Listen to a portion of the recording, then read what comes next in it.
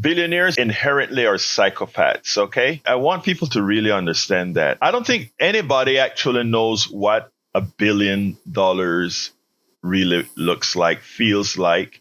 I don't think you know that. But it is something that you as an individual, you as a family would have a very hard time spending. There was a movie long time ago. These kinds of movies left indelible impressions on me, right? The guy, he inherited a whole bunch of money, but to inherit an even larger amount of money, he had to spend all the money he inherited. Something like that is the gist of the story. And no matter what he did, he couldn't get it spent because even some of the money he was spending was also generating more money. And that's what happens in this type of economy, right? If you are the owner of capital, if you have money, it's hard for you to fail. It's hard for that money not to turn into more money because what we do in this country is the worship of capital, not the worship of work. They always tell people, oh, go get a job, all that good stuff. And people, all of us work, right? But it's not that makes you successfully wealthy.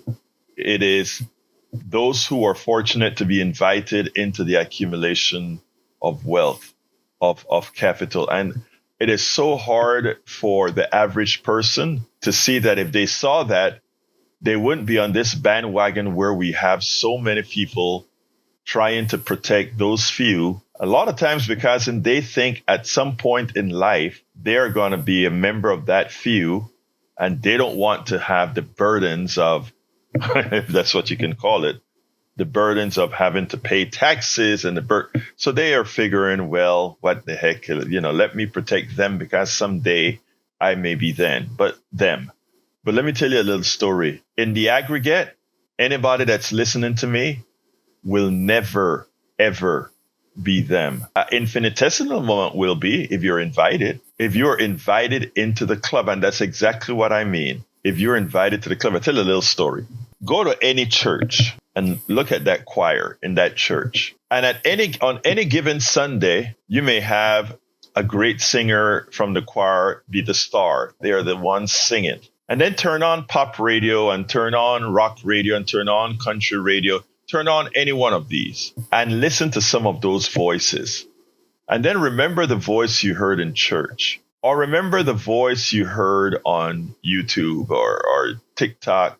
A lot of folks get on TikTok and YouTube and all these different platforms and they perform. And you notice that, my God, that person should have a record contract. That person should be XYZ, but they're not. Beyonce is worth maybe close to $1 billion, if not more. But in many churches, I have heard singers that sound much better than Beyonce. And based on today's, what we consider beauty today, okay, and beauty is not an objective thing. Beauty is a subjective thing. What we define as beauty is not really something that the eyes just take as beauty. We were trained from our birth to define what beauty was. But in that, even under that sense, in just one church, I will see women under our definition of beautiful, much more beautiful than Beyonce, much more talented than Beyonce, but they weren't invited into the club. I remember when the internet started to make a play, websites were taken off and people being able to do different things on the internet was taken off. I brought a whole bunch of kids into my home. I went ahead and I set up a network of several computers. And I wanted to show folks, these kids, that, and these were mostly kids of color, mostly Latino and Black kids. And I wanted to show that there was this instrument coming that no longer would they have to feel, because of course they are invited much less so into the club. So I wanted to show them that there is a tool coming on hand, that if you build your network here, if you build your life here, that you would only be judged by what you produce. You will only be judged based on what you can do. There will be no excuses anymore to say, I couldn't achieve because of who I was or who I am. And I lined those computers up and we started learning about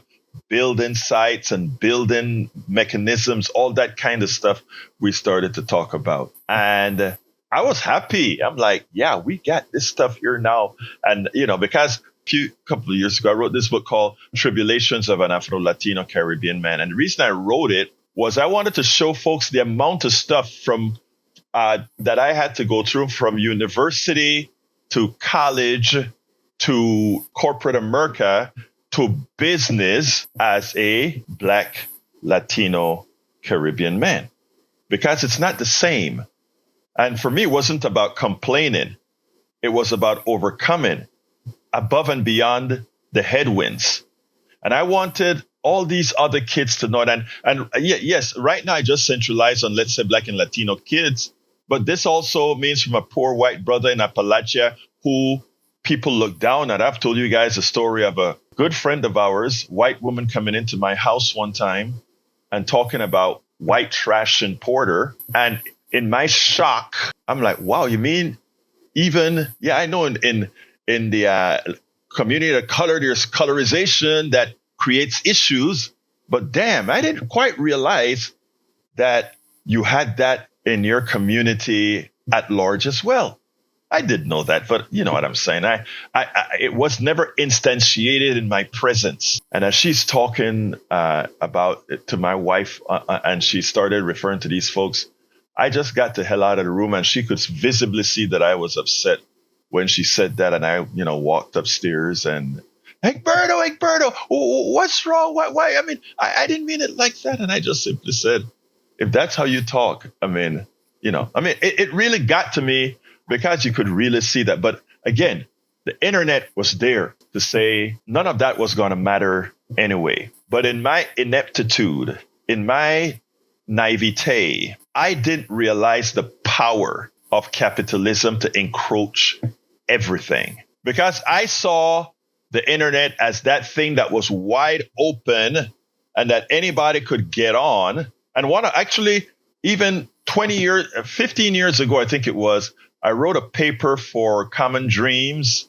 called Internet Neutrality. And when I wrote the paper on internet neutrality, the idea was I actually saw when the industry through government was trying to capture the internet. How were they going to do that? Yeah, the internet was a free for all, but they were going to start throttling the internet. They were going to start making the internet the best for those who can afford it, right? And I saw it coming then, and I'm like, oh my God, it was supposed to be the place where we were free to do as we please. Now it was going to start that they were going to control the internet, but this control wasn't going to be how corporate America controlled its people, racializing them. This was going to be economizing them, and it was going to be that again of capital. And I'm like, oh God, so this is happening. So with our organization Move to Amend, I started writing these papers, and we wrote this paper called Net Neutrality. You bet it's necessary, something like that. You can look it up at Common Dreams. Just look under my name and you'll find it on Common Dreams, the piece I wrote on net neutrality. And it was like, they're starting to capture it. And after throttling, the search engine started to discriminate. And after the search engine started to discriminate, you started to pay for access for the search engine to find you. And it was, oh God, capitalism knows how to encroach on every aspect to take away people's freedoms. And it's done in a subtle way. And for those who are so indoctrinated into thinking this is the only way life can be, no, they took away another avenue. The people who controlled the internet started to do it. So all those stars on the internet, those singers that were, Justin Bieber was an internet star that got chosen. But there were a lot of others that didn't. Look at your TikTok. Look at your Instagram. They all throttled. Politics done right. When I talk about certain subjects, I know I will be throttled. I know access by other people will be limited. To take our freedoms, our country back, These are things that you should know. These are things that you must know. These are things that should stop you from falling for the crap that comes in from more plutocracy. Because when I speak about antiseptic slavery that upsets many people, when I speak about capitalism is operating as designed, and they try to say, oh, what? Don't speak like that because that's who we are. When Nancy Pelosi talked, we're a capitalist country. Like, she believes that means something positive. When you see that, when you understand what's going on, when you leave your mind open to not be controlled by this overbearing force that tells you you can't be all that you want to be, and that chooses, it's not a market, it's not a free market. I believe in free enterprise. I believe in actual free enterprise where your talent says what you can actually achieve. But I can tell you on a personal note, if I wasn't reared by some strong as hell Panamanian parents, a lot of the tribulations that come through, and this tribulation isn't just a tribulation of color, a tribulation of pigmentation, ethnicity. It's also a tribulation of capital, a tribulation of class. And when we realize we are all in the same boat, not this false separation in humanity that these guys push on you. When we realize we're in the same boat with those immigrants, we're in the same boat with our white brothers and sisters in Appalachia. We're in the same boat with our white brothers and sisters in the ghettos and barrios and or folks everywhere else. When we realize that, and that we're just pawns in a game, then we will start having the control of the country that we actually want. But you have to get there first by educating yourself. All of us do, and learning. And that's why the plutocracy is so intent on keeping you dumb. That's why they want to have nothing with critical thinking. That's why they don't want you to know the formative years of this country. That's why they don't want you to, that's why they want to sanitize everything. It's not because they feel guilty about what was done in the past. They don't feel guilty about what was done in the past. Their problem is that they know you are a good person. Everyone listening to me, they know that you have a heart. They know that you are a loving person.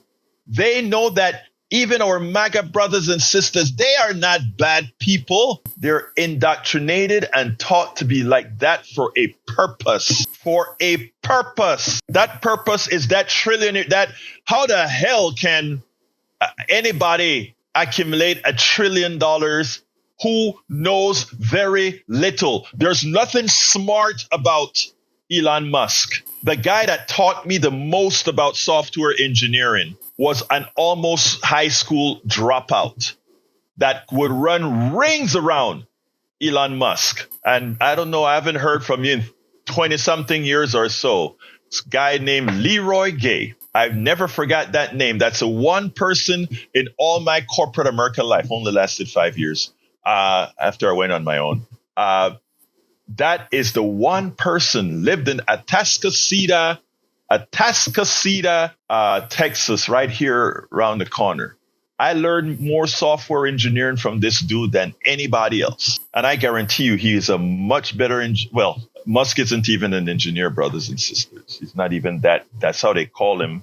Again, that's money can buy you any title, right? But anyhow, so let's remember this. We're all in this game together. We're all programmed. We're all antiseptic slaves. And when you accept what the system has done to you, then you can climb out of that tub. You can climb out of that bucket. You can climb up, but you have to first acknowledge a reality. And after that, we can move on. All of our country's problems, from polarization to ignorance on domestic and international issues to a complete misunderstanding of our economic and healthcare systems, are a direct result of a derelict mainstream media that too often bend over backwards to support corporate or bought politicians' wants as opposed to the people's needs for real information to make their lives better. Independent media is the only solution to inform truthfully and factually. Why? Because our loyalties are to you, the ones who fund us with small dollar contributions and subscriptions. Please consider supporting our independent media platforms by subscribing to our Egberto Off the Record newsletter at politicsdoneright.com/newsletter. Again, that is politicsdoneright.com/newsletter. It's an investment that pays incalculable dividends.